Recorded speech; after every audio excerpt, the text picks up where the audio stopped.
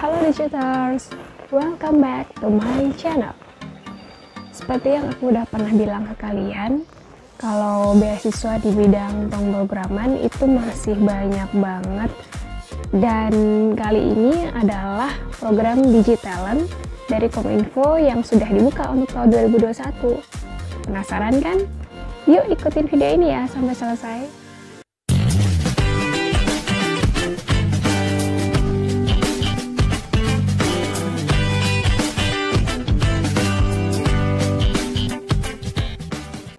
Nah, jadi aku ikut program Digitalent ini yang tahun lalu, tahun 2020, dan di sana waktu itu aku mengambil yang HTML, CSS, JavaScript yang diselenggarakan oleh Proget.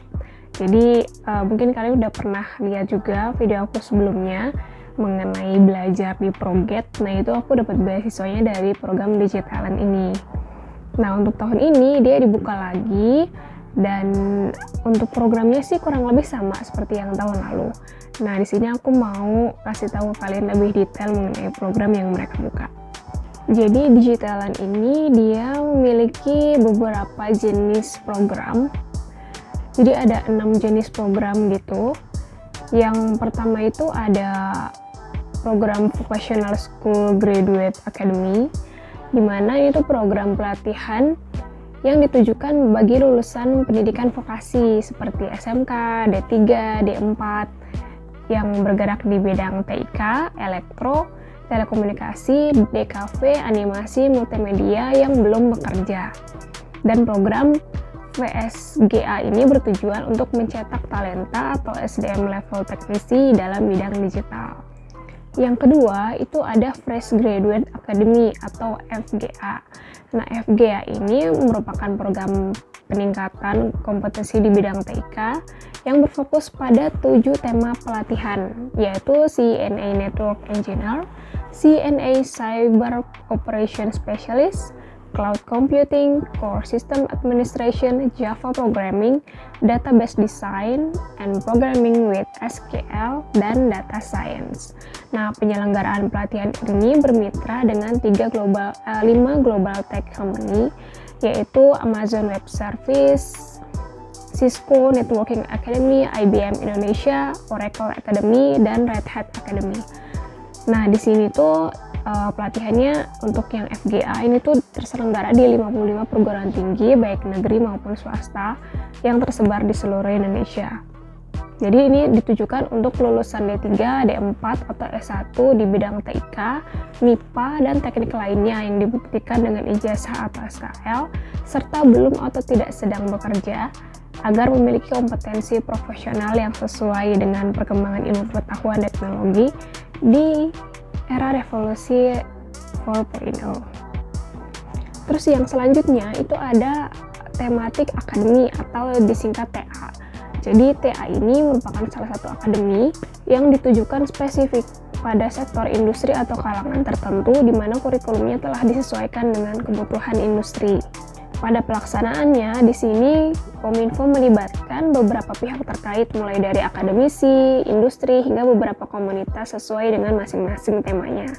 Dan untuk program TA sendiri, ini berfokus pada 5 pelatihan.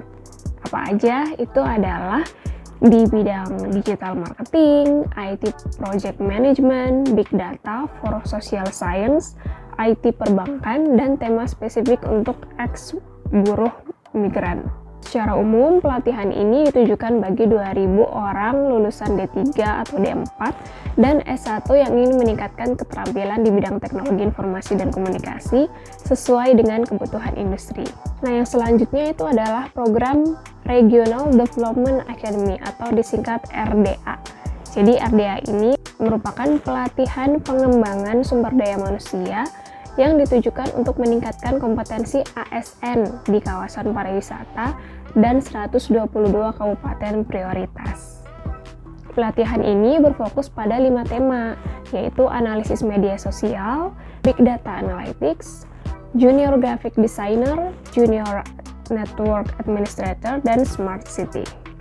Nah, untuk 4 program yang tadi aku sebutin, itu belum dibuka untuk tahun 2021. Tapi mungkin kalau ada di antara kalian yang tertarik dengan program tersebut, kalian bisa kepo di webnya Digitalan.Kominfo untuk tahu info lebih lanjut. Jadi kalian bisa siap-siap untuk ketika program ini udah dibuka untuk tahun 2021. Dan untuk tahun 2021 ini ada 2 program yang sudah dibuka, yaitu yang pertama adalah Digital Entrepreneurship Academy atau disingkat DEA.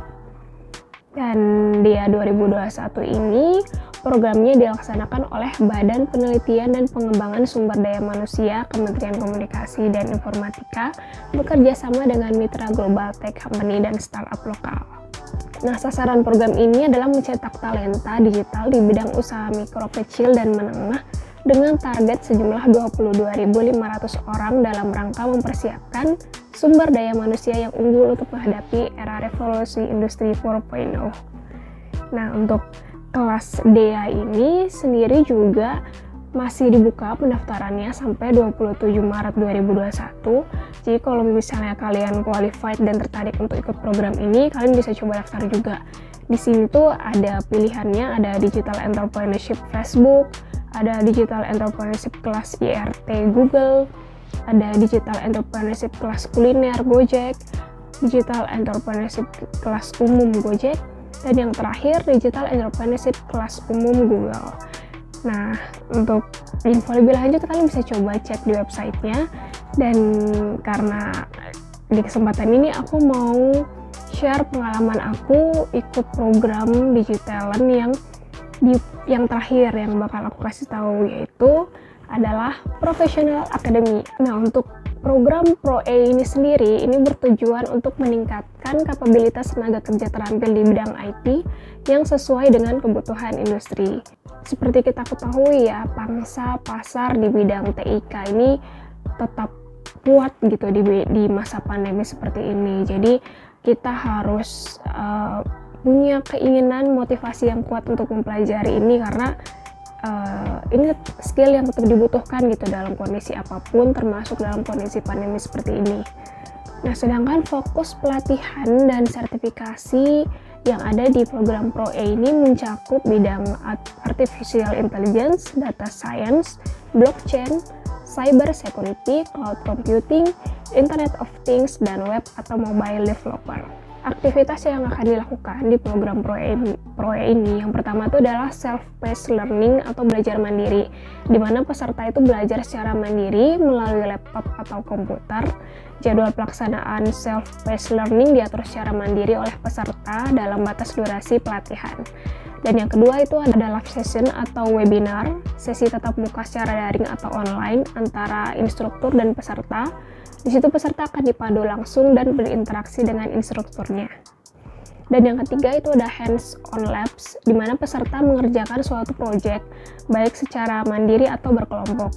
Dan yang keempat itu ada grup kelas, di mana peserta akan bergabung dalam grup kelas yang dapat digunakan untuk berinteraksi dengan panitia penyelenggara, instruktur, dan seluruh peserta DTS. Nah, yang kelima itu adalah evaluasi, di mana peserta akan mengikuti proses evaluasi pelatihan dalam bentuk kuis, ujian, atau menyelesaikan sebuah proyek. Dan yang keenam itu adalah pasca pelatihan, yaitu program sertifikasi dan pelatihan lanjutan, di mana program ini diberikan khusus kepada peserta yang memiliki kriteria sesuai dengan ketentuan dan keputusan panitia penyelenggara, yaitu Kominfo. Dan program ini diperuntukkan untuk seluruh peserta yang menyelesaikan seluruh sesi pelatihan untuk menyelesaikan sebuah proyek dalam waktu terbatas. Nah, secara keseluruhan, penerima manfaat dari DTS Pro tahun 2021 ini sebanyak 24.000 orang peserta dengan tujuan sebagai berikut. Yang pertama itu alih kompetensi, memenuhi kebutuhan sumber daya manusia di bidang IT dan meningkatkan kompetensi sumber daya manusia Indonesia yang memiliki keahlian di bidang profesi masing-masing untuk memperoleh kompetensi tambahan serta menciptakan sumber daya manusia yang lebih adaptif dan produktif dengan mengoptimalisasi teknologi. Dan yang kedua itu meningkatkan daya saing, meningkatkan kualitas sumber daya manusia di bidang IT demi memenangkan persaingan di tengah perubahan-perubahan yang berlangsung secara cepat di multisektor. Nah, untuk program-programnya sendiri yang dibuka di tahun ini, Kayaknya ini sama sih sama yang tahun sebelumnya. Yang pertama itu ada Android Developer Kotlin, dan platform yang digunakan adalah Decoding. Terus ada CNA Network Engineer, bekerja sama dengan Cisco. Terus ada yang ketiga Cloud Computing, OpenStack Administration, CL110, bekerja sama dengan Red Hat. Yang keempat ada CyberOps Associate, bekerja sama dengan Cisco. Kemudian ada Data Engineer, bekerja sama dengan Deki Lab. Ada Data Scientist, bekerja sama dengan Deki Lab. Dan ada HTML, CSS, dan JavaScript dengan ProGate. Terus ada OpenShift Administration 1, Containers and Kubernetes DO 180, bekerja sama dengan Red Hat. Dan yang terakhir itu ada Python, bekerja sama dengan Cisco. Ada lumayan banyak pilihan ya, dan sepertinya untuk kalian yang memang tertarik untuk belajar di bidang pemrograman atau di bidang IT, kalian bisa coba mengulik informasi lebih lanjut, kira-kira kalian itu tertariknya di kelas yang mana sih. Nah, untuk persyaratannya sendiri ini juga cukup mudah ya, nggak dipersulit banget. Jadi selama kalian bisa memenuhi kualifikasi, sebaiknya daftar deh. Persyaratannya tuh yang pertama, kalian harus merupakan WNI yang pastinya dibuktikan dengan KTP atau KK. Terus kalian merupakan profesional atau ASN terbuka untuk TNI Polri, sudah pernah bekerja minimal 1 tahun, terbuka juga untuk wirausahawan, pekerja lepas atau pekerja paruh waktu. Dan juga yang ketiga itu tidak sedang menempuh pendidikan formal. Yang keempat, melengkapi persyaratan administrasi dan substansi. Yang kelima, menyetujui syarat dan ketentuan DTS 2021. Dan yang terakhir adalah sanggup mempersiapkan laptop atau desktop atau PC dengan spesifikasi tertentu sesuai dengan persyaratan di masing-masing tema pelatihan.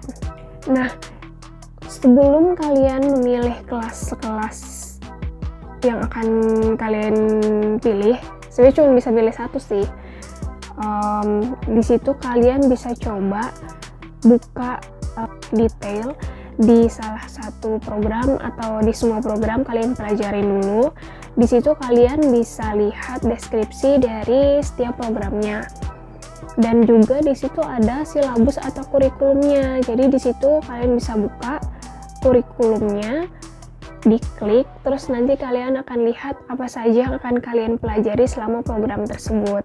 Jadi di situ kalian udah bisa punya bayangan gitu kalau kalian ikut kelas itu, kompetensi apa atau skill apa yang bisa kalian dapat. Dan yang pasti pendaftarannya itu gratis, jadi ini worth banget buat kalian coba. Kalian tinggal kunjungi webnya yaitu digitalent.kominfo.go.id. Di situ kalian bisa registrasi, terus kalian login untuk menyelesaikan proses pendaftarannya. Dan untuk jadwalnya sendiri ini harus kalian catat ya. Pendaftarannya itu dari 14 sampai 28 Februari 2021. Ini udah sekitar seminggu kurang lagi, jadi ayo buruan daftar. Dan untuk pretestnya itu akan dilakukan pada tanggal 1 sampai 7 Maret 2021. Terus nanti pelaksanaannya mulai tanggal 17 Maret 2021 dan durasi pelatihannya dari range 4 sampai 8 minggu. Nah, yang menariknya lagi di program Digitalan Kominfo ini tuh juga ada program untuk penyandang disabilitas.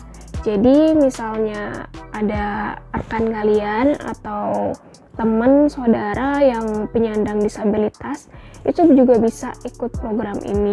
Jadi nanti di website ketika kalian masuk itu akan ada pilihan apakah kalian merupakan peserta umum atau penyandang disabilitas. Kalau dipilih salah satunya, itu di dalamnya nanti akan ada pilihan kelas-kelas yang sesuai dengan kriteria kita. Untuk tahapan pendaftaran program Digital 2021 ini juga cukup sederhana. Yang pertama itu kalian cukup melakukan pendaftaran online seperti yang aku bilang tadi, masuk ke websitenya dan bisa melakukan daftar akun. Terus yang kedua akan dilanjutkan dengan tes substansi yang dilakukan secara online juga. Dan yang ketiga akan dilakukan verifikasi berkas. Dan yang keempat atau terakhir itu pelatihannya. Nah, pendaftarannya tuh gampang banget. Kalian tinggal masuk ke websitenya digitalent.kominfo.go.id. Terus kalian bisa melakukan buat akun. Setelah itu kalian tinggal masukkan informasi yang dibutuhkan seperti nama, nomor KTP, nomor HP, email, password, dan juga kalian tinggal klik daftar. Setelah itu kalian harus melakukan verifikasi email terlebih dahulu. Setelah selesai verifikasi email, kalian perlu memilih dulu kategori peserta, apakah kalian termasuk peserta umum atau penyandang disabilitas. Di sini aku pilih peserta umum, kemudian aku pilih program yang pro. Terus setelah itu kalian tinggal memilih kelas mana atau bidang pelatihan apa yang ingin kalian ikuti. Kalian tinggal pilih salah satu aja. Dan di sini aku coba untuk daftar yang data scientist oleh Deki Lab. Kalian bisa lihat di situ ada persyaratan-persyaratannya, jadi pastikan kalian bisa memenuhi semua persyaratan. Kemudian tinggal klik daftar aja. Setelah itu kalian bisa langsung melanjutkan dengan mengisi biodata selanjutnya. Setelah itu tinggal simpan data yang telah kalian isi, dan kita akan diteruskan untuk mengisi pendidikan terakhir. Setelah itu tinggal simpan aja, karena setelah itu kita akan lanjut dengan mengisi status pekerjaan. Di mana tempat bekerja, terus bidang pekerjaannya juga perlu diisi, dan pengalaman kerjanya berapa lama. Setelah itu tinggal disimpan aja. Dan selanjutnya kita perlu mengupload berkas seperti KTP atau kartu keluarga, dan juga surat pernyataan tidak menjalani pendidikan, dan surat pernyataan sedang bekerja atau keterangan bekerja, dan sertifikat keahlian. Setelah itu kalian tinggal bukan konfirmasi biodata. Selesai. Nah, jadi di sini aku sekalian juga mau sharing pengalaman aku. Tahun lalu itu aku kan ikut yang kelas HTML, CSS, JavaScript bekerja sama dengan Progate. Nah, di sini itu tujuannya mempelajari teori dan praktik pemrograman front-end secara daring atau online, dan kita akan mempelajari cara membuat satu halaman web yang modern dan beberapa animasi seperti formulir, tombol 3D, desain responsif menyesuaikan dengan perangkat pengguna. Nah, pada pelatihan JavaScript-nya atau ES6 ini peserta akan belajar menggunakan bahasa pemrograman dengan lebih interaktif, dinamis, dan peserta akan membuat satu halaman web dengan kode yang lebih efisien. Nah, waktu itu aku ikut program yang HTML, CSS, JavaScript ini menurut aku cukup menarik ya. Jadi ini tuh fokusnya buat kalian yang tertarik untuk bikin website yang interaktif, yang menarik. Jadi benar-benar step by step. Ya aku udah pernah bilang mungkin ya di video aku sebelumnya kalau aku tuh suka banget sama Progate, cara dia ngajarin gitu. Jadi user interface-nya bagus banget, step by step-nya, kurikulumnya, pokoknya aku cinta banget sama Progate. Jadi buat kalian yang benar-benar pengen fokus di web development, itu cocok banget buat ikut program Progate ini. Dan waktu aku ikut, jadi kita itu kan nama programnya HTML, CSS, JavaScript. Jadi untuk program yang digitalannya ini sendiri itu emang terbatas di 3 itu, tapi waktu itu semoga untuk tahun ini masih berlaku juga. Jadi setelah kita menyelesaikan 3 kelas itu, setelah itu tuh kita dapat akses sampai akhir tahun di Progate. Jadi beruntung banget lah kita tuh yang mungkin kita nggak perlu ngeluarin duit bulanan buat biaya langganannya, karena kita dapat akses free sampai akhir tahun. Dan ketika kita dapat akses free itu, kita bisa belajar lebih banyak lagi seperti Node.js, React. Jadi benar-benar banyak banget yang bisa kita pelajarin. Dan bahkan waktu itu aku kalau nggak salah sih emang nggak semuanya aku ikutin, karena aku nggak konsisten untuk belajar di situnya. Jadi harusnya kalau kita secara rutin belajar pasti gak nyampe akhir tahun juga bisa gitu kita lulus semua kelas-kelasnya. Cuman waktu itu aku baru belajarnya lagi tuh setelah mepet-mepet karena sayang gitu kan kalau beasiswanya hangus gitu aja, jadi aku coba beberapa kelas gitu. Dan di tahun ini aku udah daftar juga, dan kali ini aku coba untuk yang data scientist dari Deki Lab. Semoga nanti aku bisa kasih review juga gimana belajar di Deki Lab, karena aku tuh suka banget ngebanding-bandingin platform belajar pemrograman kayak gini. Jadi aku tuh bisa tahu mana platform yang terbaik, dan aku juga bisa sharing ke kalian karena benar-benar platform belajar tuh banyak banget dan itu menyesuaikan dengan kebutuhan kita dan cocoknya kita gitu dengan metode belajarnya. Untuk mitra pelatihan di program Digitalan Kominfo ini tuh di tahun ini tuh ada dari Decoding, dari Cisco, terus Prograde, Red Hat, sama Deki Lab. Jadi 5 mitra pelatihan ini udah berpengalaman banget dan harusnya sih udah terbukti lah kalau mereka tuh bisa memberikan pelatihan yang benar-benar efektif, efisien, dan kurikulumnya juga terstruktur dengan baik. Jadi peserta juga mudah gitu ngikutin materinya. Nah, karena pendaftarannya cuma sampai tanggal 28 Februari, jadi gak usah lama-lama berpikir, gak usah lama-lama galau mau ikut atau enggak. Dicoba dulu aja karena nanti ada tes substansinya juga. Dan kalau menurut aku sih waktu itu tes substansi yang aku itu cukup sederhana sih, nggak terlalu susah. Dan tapi aku nggak tahu ya untuk tahun ini apakah yang tertarik untuk mendaftar juga lebih banyak atau gimana, aku nggak tahu. Karena kalau semakin banyak berarti semakin ketat juga persaingannya. Tapi semoga itu bisa memotivasi kalian untuk terus belajar, dan masih banyak kalau kalian ikut program ini dan ternyata pun belum lolos, masih banyak program-program yang lainnya yang bisa kalian ikutin. Yang pasti jangan ketinggalan kalau misalnya ada program-program baru lagi yang mungkin juga sesuai dengan kebutuhan kalian. Di channel ini aku akan terus usahain update terus info-info terbaru. Jadi jangan lupa ya untuk subscribe, like, aktifkan loncengnya juga supaya kalian bisa dapat notifikasi ketika ada video baru dan kalian nggak terlambat gitu untuk daftar program-programnya. Share juga ke teman-teman kalian ya, karena siapa tahu juga ada yang membutuhkan info ini.